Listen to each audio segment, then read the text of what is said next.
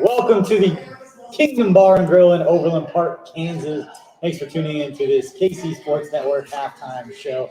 BJ Kissel with Kent Swanson, Marleah Campbell from WIBW in Topeka. Chiefs lead 28-17 over the Cincinnati Bengals as it becomes a shootout. I know that was kind of the talk coming into this one, Ken, and you have some thoughts on the Patrick Mahomes, Tom Brady matchup. I had thoughts before we saw that throw just now 60 yards across the field from Patrick Mahomes. But the audacity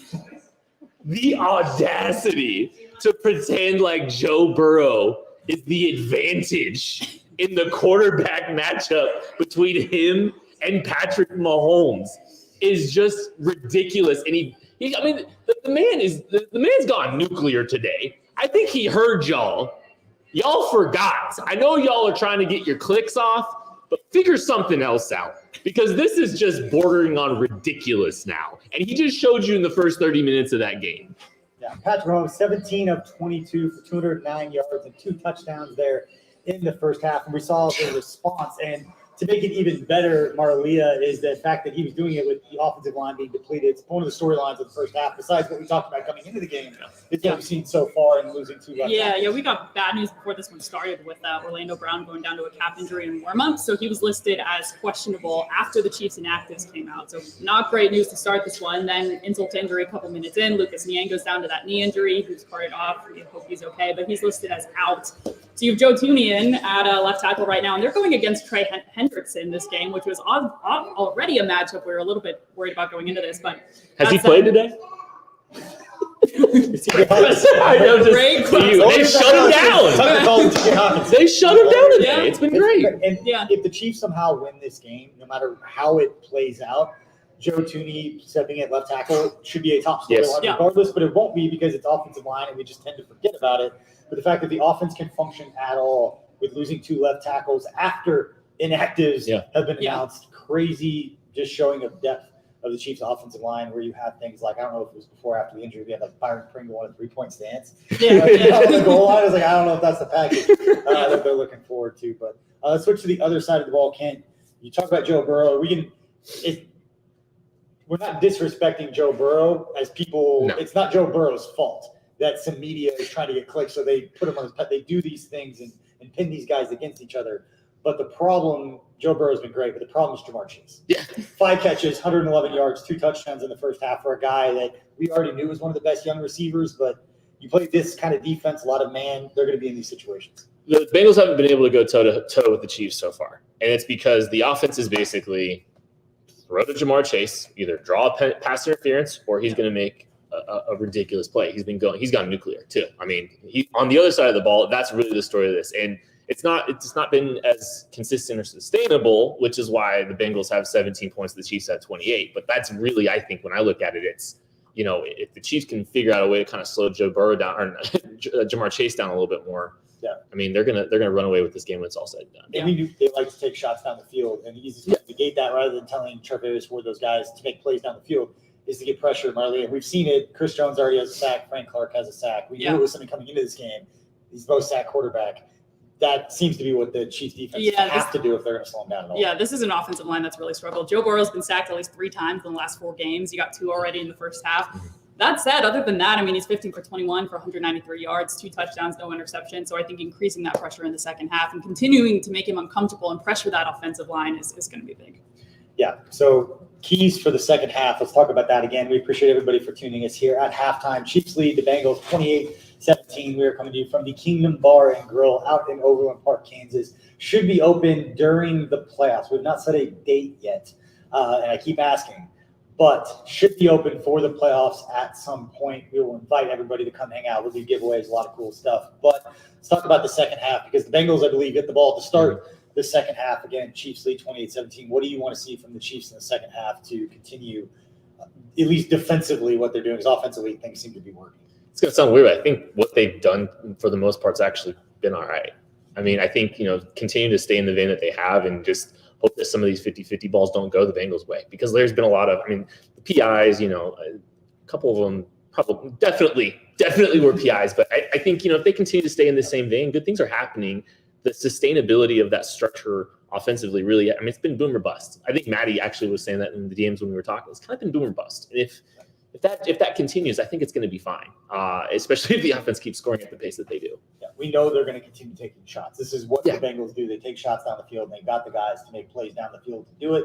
So for me, it's, yes, you want your DBs down there to make a play, but you get a few pressures, get one of those to be a turnover, you get a couple of sacks, negative play, kill the drive. The way the Chiefs are going, the Bengals are already having to play catch up. Marleah, what do you want to see in the second half? Yeah, I'll double down on the D line. I say pressure Joe Burrow as much as you can. Continue to, make the ball get out of his hands quickly.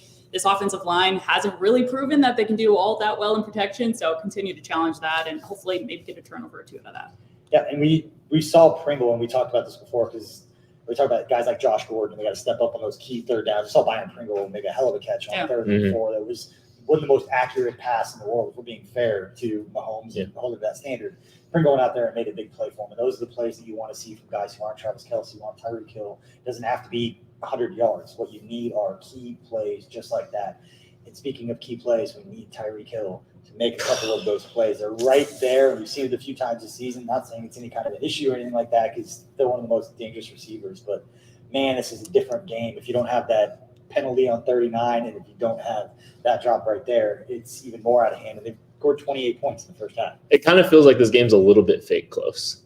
The Chiefs don't really feel all that threatened. They continue to just do what they've been doing. There's really been 1 3 and out. The funny thing is that the Bengals started with a 3 and out. Yeah. I mean, and then the Chiefs went 4 straight drives down the field without really much of a challenge. This game feels a little bit fake close. I'm scared to say that, but I mean, it is like Mahomes, Tyreek Hill drops that. If he doesn't drop that throw might have been one of the 5 best in Patrick Mahomes' career. That was one of the most ridiculous plays I've ever seen in my life. It was the air yards. The air yards. I think the air yards are going to wind up more than the Falcons throw that in the preseason game that everyone kind of put Mahomes on the map in his first year as a starter. I think the air yards are going to be more than that. And Tyreek Hill flat out dropped it. That was just a drop. It was a really bad drop. And I mean, we're talking at least 31-17 right now if that doesn't happen. I don't know if Tyreek catches that ball. What is the Chiefs' average yards per play offensively? Because you talk about they're averaging 8.1 yards per play right now. You add a 70-yard play, they're going to average over 10 yards per play offensively, which is probably why you're saying fake close as far as how you feel. For me, it's just get through it. I know that the Bengals right now, and we make a lot of cliches in media, halftime adjustments and all these things. They're not making they barely have enough time to go to the bathroom and talk to each other before they get back out there. But I do expect there to be a lot more conversations on the sideline of how to take advantage, if you're the Bengals, of the fact that Joe Tooney is playing left tackle. And so there's going to be stunts. They're going to do something to try to take advantage of what they would declare some kind of weakness or somewhere they can try to exploit. How do the Chiefs handle that? How do they play that chess match? That's kind of what I'm going to be looking for when we get into the second half. I think if Mahomes continues to stay on schedule the way he has, and I mean, honestly, he's done a really good job navigating, pressure when it comes.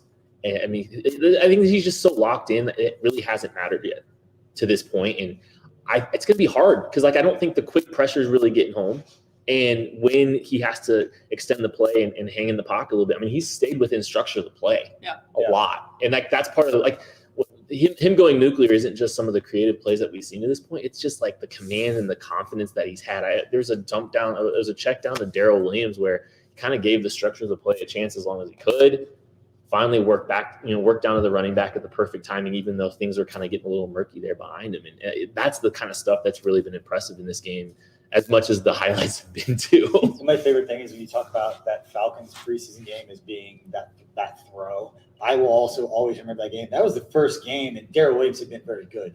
That was his preseason kind of breakout part. That shoot route that we talk about that I picture all the time. The route I picture is the one that he had in that game. So it was the first time we're like, oh, damn. It was a couple third down. It was a preseason game anyway, but it was a couple of those nice high-leverage plays for a young player. That was the first time he really stepped up. It felt like and got that opportunity. But it's amazing to me as we watch Patrick Mahomes continue to do what we've seen Patrick Mahomes do his entire career, that there are some national media out there that are disappointed that we are seeing what we've always seen. And you always want to prognosticate something negative just to be different.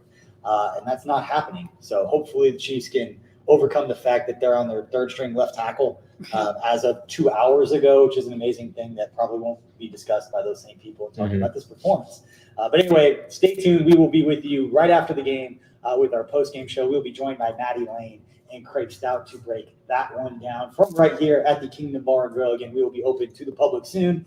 Please subscribe, pound that notification if you are not already. That way you don't miss the post-game show. We'll be right back with you after the game. We appreciate you for joining us. We will see you right after.